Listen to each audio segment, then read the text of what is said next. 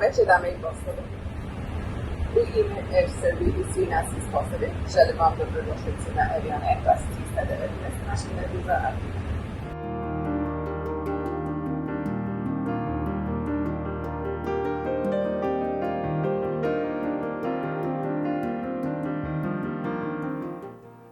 Na jednom događaju Nitu je sedela pored mene i u najnormalnijem jednom razgovoru tokom te večere ja saznajem da ona leti za Er Srbiju.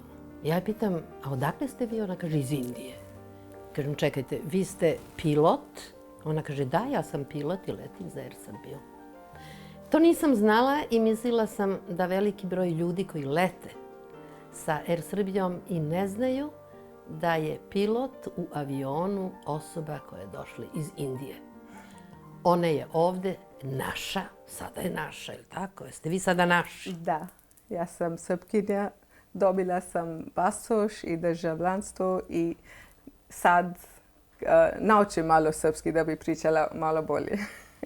Da bi pričala za putnicima, probam svaki dan da probam samo da govorim srpski. Koliko ste ovde već i koliko dugo letite ovde? Ja sam došla ovde 2020.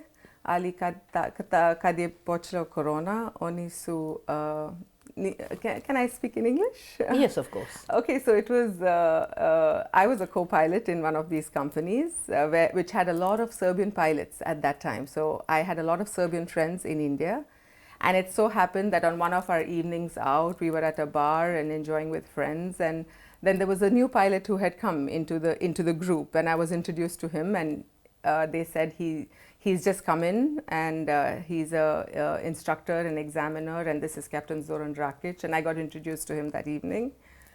And I just said hello, and I didn't think much of it, and we continued the evening, and then we were going to leave that place and headed to another place, to a disco.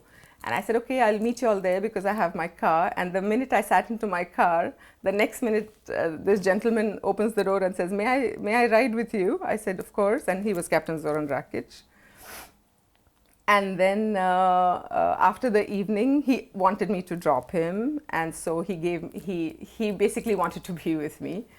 So that's how we met. And then I thought nothing much of it, continued. And after a few days, when I parked my aircraft on the tarmac, and I had finished for the day and I was leaving to go home, and I saw I saw Zoran. He had parked his aircraft next to mine, and then he said, "I'll give you my card. Why don't you call me?" And so I met him like that, and we continued. We dated for a while, and then we got married in 2008. We had a baby, 2009, and then in 2012, the company that we worked for, it went bankrupt, and both of us lost our jobs at the same time.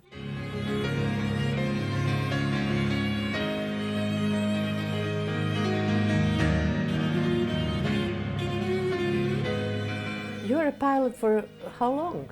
I had started flying in 1997 for my like a trainee to obtain my license. I finally got my commercial pilot license in the year of 2001. But that time there were no jobs in the market, so we were waiting. I waited almost 3 years to get a job. I got my break in 2004. There was a new startup company called Air Deccan. And with that company, most of us who were unemployed for a long time and were looking for that very important first job, we all got it in 2004. And he had new aircrafts coming into the market which were not there in the market before. We got the French aircrafts, the ATR, and because there were not enough Indian pilots, there were a lot of foreign pilots that came in. So when I got my first job in 2004 as a co-pilot, we had a brilliant opportunity to fly with the Indian captains that were there, as well as a lot of Greeks, Serbians, Latin Americans. So that was my first job in 2004. Since then, I haven't looked back. And Zoran came as one of the first pilots to India on the ATR. He brought the first aircraft to India. And later, when I met Zoran, I shifted from one company to another company because we wanted to be in the same company. Tell me, how many women have been flying? In India, we have a lot of women pilots, Mira. In 2004, when I got that job, I started flying for the flying the ATR, and the ATR is a French aircraft. So we were sent to Toulouse to do the training, right? And when we went there to do the training, the instructor, he was very, very surprised that we were yet another batch of women, because I wasn't the only one. There were another 2 in my batch. We were a batch of 8. So he said, we haven't seen as many women pilots from anywhere in the world as many as there are from India. He was really very surprised. And yeah, so like I said, in India, it's not so uncommon as it is in these parts of the world. I don't know why, because there are many, many Indian pilots the many women pilots in India. Did you ever thought about that you are flying everywhere, but have you been thinking that you are going to leave your country and to live somewhere else? No, never. I never ever thought of it like that, because for me, I had not lived anywhere outside my country, and for me, India was a place. I mean, I have a huge family, because Indian families are normally big. My mother, they are 7 siblings. My father had 7, and all of them in turn. So my immediate family is over 100 people. And that's, I never wanted to leave India. I was actually very, very sad to have left India. And at one point, I never thought I would ever leave. But when I met Zoran, and then eventually we got married, it started to look like a real possibility. And when Kingfisher Airlines, the airlines that we flew for together, went bankrupt, we both lost our jobs at the very same time. So while I had other opportunities there, he is very connected to his airline here, and he's a very connected person to his land. He knew that he would always wanted to come back, and that was an opportune moment for us to make that decision. So he said, let's go back, and I knew very well that I had to leave my career behind and come here. It was a very, very difficult time of life for me. But since we had a child and he was 4 years old, we decided that my child needs me then. He said, take a break in your career. I promise you, when things get better, we will do things that will help your career. So as a family, we made that decision to come here and for me to leave my career there. And he came back and joined Yat Airways here. It was difficult, but when I came here, I loved the land and I loved the people, and everything became easier for me. So it wasn't as difficult as I thought it would be. And also I traveled back home very often with my child, because I was without a job at that time, and things became easier. Yeah. And Zoran used to tell me, look at the better side of life. You have your child, you've moved to a new country. Of course, I mean, he knew, because we're from the same profession. He knew what all I had given up for him. He was really very appreciative of it. And he had promised that he would definitely make up for all of that, because he knew it. And he lived up to that promise. Whatever I achieved in my career because of my child, when he was 6.5 years old, and my child is way ahead of his years. Because he has 2 pilots in the family, he knew our schedules, all of that. And he knew how disappointed I was, because he could hear me talk to Zoki about my career not being, I was very unhappy, right? So he said to me one day, he said, Mama, if you're not going to pursue your career because of me, don't worry, just go, I'll be fine. Because he's anyway connected to Zoran, you know, he has a deep bond with Zoran. So he at that young age, he had this thing in him to tell me, don't worry about me, go find your life, I will be okay. And that's when Zoki knew that it was time, and Zoran said, you gave up your career for me. I think Stefan is old enough now, and I can handle him as a parent here. And you have tried to get into Er Srbije, it's not happening, and I don't want you to ruin your life and your career. Go find your life. I went in 2015. That was my 3rd airline then. I joined AirAsia India. It is a branch of the AirAsia Kuala Lumpur. I had all my colleagues from my earlier company there, so it was easier for me to get in. Of course, I was fully qualified. I could only be an asset to them. They were looking for people. And I got that job. And then it was brilliant, because it was very difficult for me, of course, but the people over there were very nice to me as well. I must say that I learned a lot there. They gave me a new contract. Also, you must know that a lot of companies don't offer many different kinds of contracts to people. It depends on company to company. Some companies have many different contracts to offer, which helps people live their lifestyle how they want at a cost of whatever, you know. So if the numbers are not there, then they are unable to offer those contracts. So for me, as a specific case, he decided, the chief over there said, let me make an exception for you, and I will give you this contract where you can fly for us and as well have time to go back and be with your family for some time. So it worked out very well for me.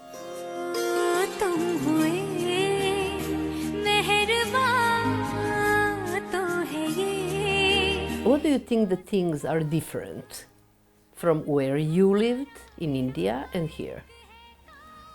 Oh, there is a huge difference because for me the biggest difference is the family, because we interact a lot with families there. We have I have a lot of cousins, a lot of sisters, a lot of friends, so we meet very often. We meet almost every second day. We have a lot of family functions that we celebrate together. The festivals are together. So I miss all of that here. I don't find that interaction with it's not enough for me, because I'm used to interacting with many more people. Here I don't find it. The families are smaller, people are busier, there is no time to meet on a daily basis. I miss that human interaction. I miss sitting down for a cup of chai to chat over something, which we do so often with our aunts. And I'm used to things being so informal there. Like people, if somebody wants to come and have a cup of chai with you, they call and say, are you at home? Can I come over? I don't find that here. I don't have friends who do that with me here. I don't have somebody I can do that with. I don't just pick up the phone and call and say, can I come over? Like, I would like to talk. These are the small things that I miss. Of course, I have my friends here, but it's just not the same, with no offense meant to anybody here.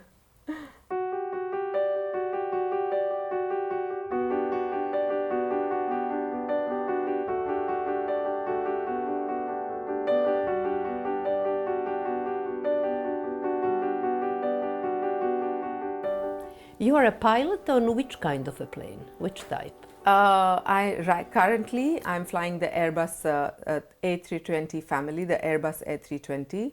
So in Er Srbije, we have the 319s, and I fly that as well.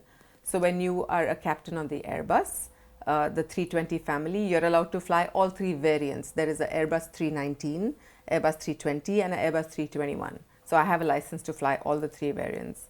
But Er Srbije has A319s, and so I fly that right now. How many flights you have per week, for example? Well, we fly, let's say I fly 4 or 5 days of the week. And it really depends on the roster that comes up. We get a schedule for the month, and we normally count the number of hours that you fly and the sectors that you fly. So if it is a flight of, let's say, 2.5 or 3 hours, then we'll end up flying like 2 flights. Otherwise, we do 4 flights a day, 4 sectors. So I fly like maybe 4 or 5 times a day. And it depends on the season. Now it's high season time, so we fly a little bit more. And I have never flown in the winters, because we don't have winters there in India. For us, there is no season. We fly all the time, like 85, 90 hours. Here, they tell me that off-season is a little bit lower. And I'm waiting. This will be my first winter season. I have never flown the winters before. So I'm thinking it's going to be a lot lesser. It's going to be very interesting for me.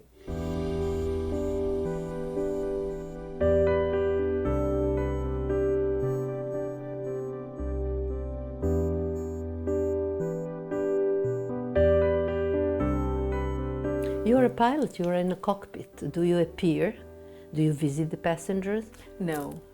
So they don't know about you? No, they don't. So the only time, see, what happens is when we sit in the cockpit, when we enter the cockpit and we keep the plane ready in the cockpit and the cabin, and Then we clear the passengers to come in for boarding. So when they come in for boarding, they walk through the aero bridge and come into the plane. Some of the aero bridges are clear, so they can see me from across the aero bridge, and they're so excited. I see some people say hi to me, some kids wave to me, they come, and some want to come in to say hello and click some pictures, and I allow them. Otherwise, if there are some aero bridges that they don't see us at all, they come into the airplane and they have no view of the cockpit. So they, of course, they don't know who's sitting. Only when we speak to them and we make our, let's say, an announcement, like we have a captain's welcome announcement when all the passengers come, and just before the flight, then we welcome them, and when they hear my voice, then most of them know. Otherwise, if they don't see me while boarding, then they don't know that there is a woman in the cockpit. I get a lot of different reactions for that. It's quite interesting. Yesterday I did a flight, and there was this little girl who saw me, and she was also excited that it was a lady captain, and she waved to me and she said, "May I come in?" and I allowed her to come in. So I get a lot of varied reactions like that. It's a interesting day at work sometimes like that. How have you been accepted when you came in a male society, which is pilots in Serbia? Who else beside you? In my family? No, here in Er Srbije, female pilot. Ah, there is this lady captain, Zove se Captain Vesna. I think we are the only two female captains, and there are, as to my knowledge, there are two female co-pilots. But I could be wrong by maybe one. I'm not really sure. But captains, I'm sure that we are just the two of us. You couldn't live without flying, really? No, that was never an option, never. Because from the time I was maybe 14, I knew I wanted to fly, and that was never an option. To give up my flying was never an option, and even now it is not. I am where I am because I have pursued it relentlessly. I have had a lot of different difficult times as far as my career is concerned, but giving up was never an option. It was difficult for me. It was many years of, first when I started looking for the job was difficult, to find a job was difficult. So giving up was never an option. I knew that I had to continue no matter what.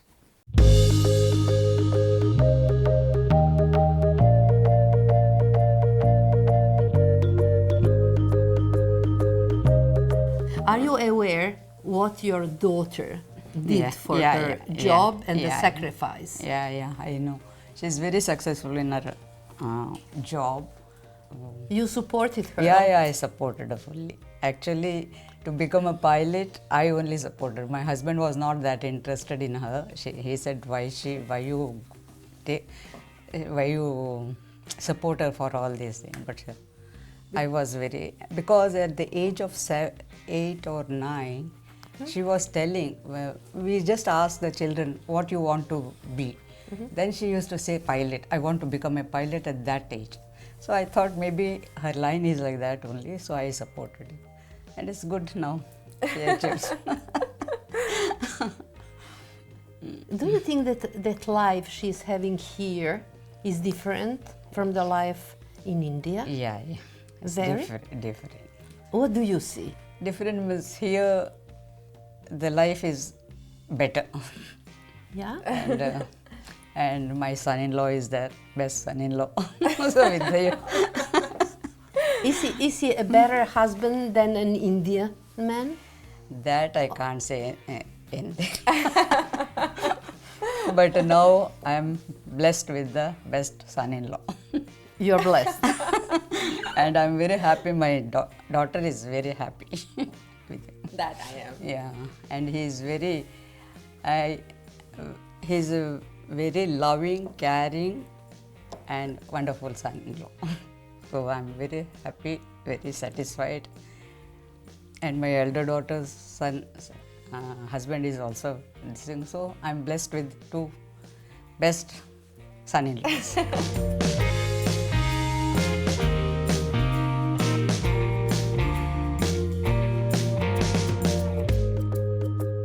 prepoznali da je sreća za jednu ženu vrlo važna. I prepoznali ste da vaša supruga ne može, a da ne radi i da nastavi svoju karijeru.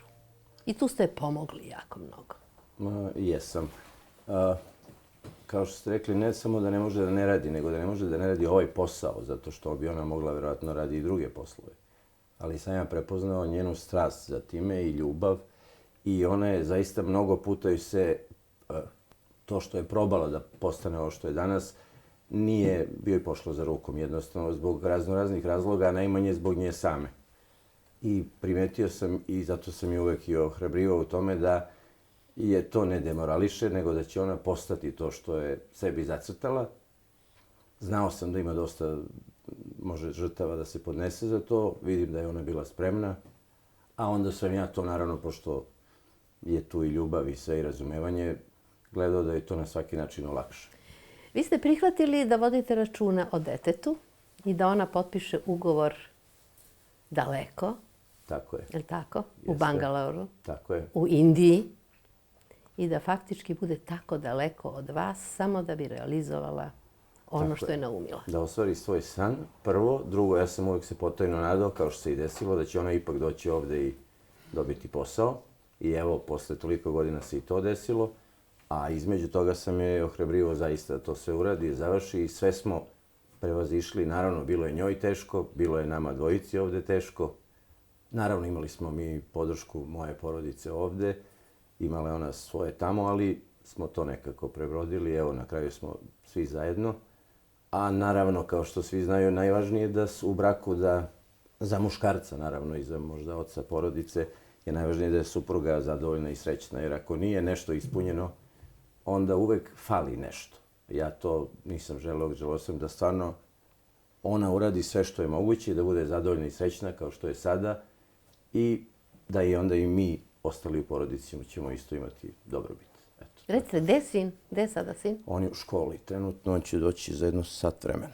Je li tako? Jeste zadovoljni sada? Mnogo. A ja, znate šta, meni je drago da sam ja došla upravo onda kada ste vi dobili ugovor i to ste dobili za stalno ugovor u Er Srbiji. Tako je. Koliko ste čekali? Pa realno ona je to čekala od 2013. godine, ali nije uvek bilo prilike za zapošljavanje i tako dalje. Praktično ona zadnjih 2,5 do 3 godine zaista čeka da to dobije i kad su se stekli uslovi, evo, na našu sreću i zadovoljstvo, nadam se i naše kompanije, jer sam siguran da je ona i vredan radnik i dovoljno stručna da i ona pomogne svima nama u timu u Er Srbiji. Tako da, eto. I ponosan sam što i ona zna to, to je ipak nacionalna aviokompanija, to nije ni privatno nešto i to je naš flag carrier i stvarno smo svi ponosni da je i ona deo toga. Jeste leteli nekad zajedno u kokpitu? Jesmo. Kada? Leteli smo za London zajedno, kad je ona još bila na svom treningu, jer politika je da ne može ako, pošto sam ja instruktor i ispitivač, ona ne bi mogla kod mene da ide na ispit i to, ali je mogla da se napravi jedan izuzetak da na trening letu bude sa mnom. Znači. Tako da je baš bilo zadovoljstvo. Isto nam je to bio san da jednom ipak budemo da imamo dokumentovano, smo bili zajedno, eto za Stefana i za možda neke unuke i to kasnije. Do you think it's love? But of course, without love, nothing works. Nothing works. It is love and it is respect more than love. Because also he is from the same profession, I feel and I sense a lot of respect from him for the job. For me, as a woman pilot, he encourages me. I am where I am because Zoran has given me so much encouragement. I get a lot of positive, I get a lot of strength from him. He has never ever told me anything but positive things. And he gives me the strength to move, to not give up. There was a time that I wanted to give up because I, as a mother, I went through a big crisis at one time. Just before 2017, I was unable to get the leaves to come and see my child. I would cry on the phone. I would see him on the phone. And he said, just stay strong. You know what you want to do. You know where you want to be. Do not worry about your child. I'm providing him with everything. So for him, for me, it was great respect. it came from Zoran, from deep within, not to let me give up. He didn't let me give up.